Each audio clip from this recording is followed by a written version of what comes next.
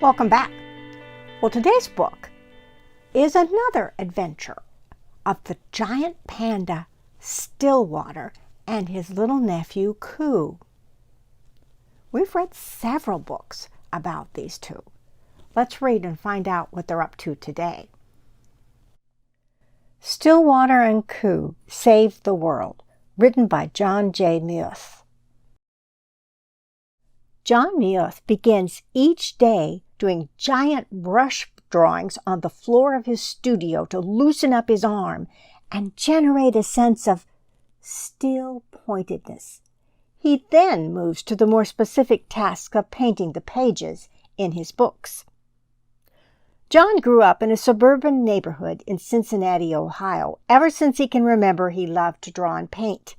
After high school, John decided not to attend art school. Instead, he rented an inexpensive apartment in Cincinnati and took a job at a frame shop where he met his first informal art teacher.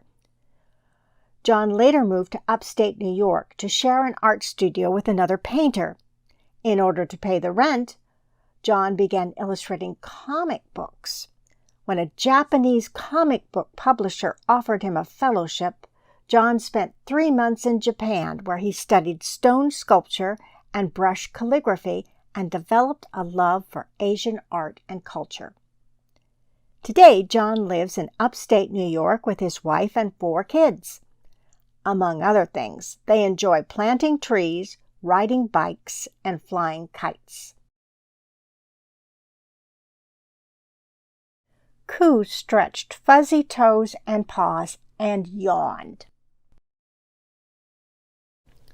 "Good morning," said Stillwater. "Good morning, Uncle." "Warm and sweet smells woke me up. Is it breakfast time?" asked Coo. "Yes," said Stillwater. "What would you like to do?" "Something important. Fix all the things that are wrong. Let us save the world," said Coo, taking a bite of waffle. "That's a very big idea," said Stillwater. "Breakfast was so good. Waffles are my favorite. Let's get to work," said Coo. "Okay," said Stillwater. "Maybe we can begin by tidying your room." "When I put my things where they go, I feel happy." "Not so jumbled up," said Coo. "Jasper came to help. He likes to sleep in the sun." "He might be hungry," said Coo. Stillwater said, "Let's feed him and maybe change his litter box. Jasper might like to be brushed, too. When we are finished, we can visit the fish pond." "I wonder, do fish swim knowing how very big the vast ocean is?" asked Coo. "That's a wonderful question," Stillwater said. "Let's think about it. Meanwhile, we can clear the leaves and feed the fish. Let's be certain no one goes to sleep hungry in the whole wide world," said Coo. "Shall we make a welcome gift for our new neighbors?" asked Stillwater.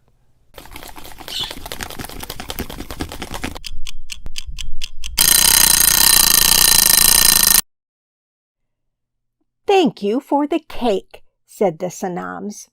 "We feel so welcome in our new neighborhood," Mrs. Sanam said. Stillwater and Coo wished them a good day and hoped they would see them again soon.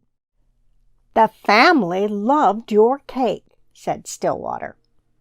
"Making a good cake that you want to be just right is not so easy," said Coo. On their bike ride, Coo told Stillwater, "I woke from a dream. I'm worried about the world. How can we fix it?" "Those are big feelings." "Let's stop here for a moment," said Stillwater. The world is so big, but in my dream it wasn't. It was delicate, Coo said. The world is delicate. It is our home, and it takes care of us. We must always, every day, make our best effort to take care of the world and each other, said Stillwater. Uncle, there's a truck! A mama and baby ducks! Look, up the road! Coo pointed. Coo was right. Stillwater saw a mother duck and her ducklings about to cross the road. A truck was coming, and the duck family was in danger. Stillwater ran toward the road. Coo was right behind. Stop! With arms wide like a crossing guard, Coo escorted the baby ducklings to the other side of the road.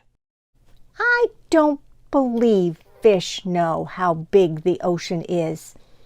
They just do their best, said Coo. Yes, said Stillwater. Is saving the world even possible at all? I am still not sure, said Coo. Stillwater smiled.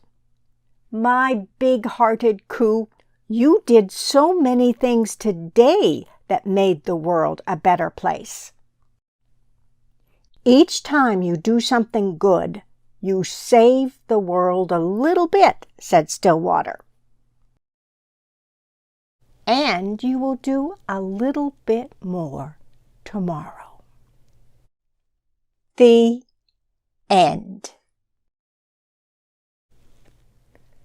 So Stillwater the giant panda always has some wisdom to share with us, doesn't he? Well, this book was a good reminder, wasn't it, that what we might think of as small, unimportant acts of kindness and caring are actually very important. A warm smile, holding the door open for the person behind you, sharing what we have with others, all these things seem like simple little things that don't count. But just like the little panda Coo discovered, each of them make the world a better place. And remember, Jesus is proud of us when we remember to be kind to our planet, to all the living creatures in it, and to all the people we meet during a day. They all help to save the world. Come back next week and we'll read another story.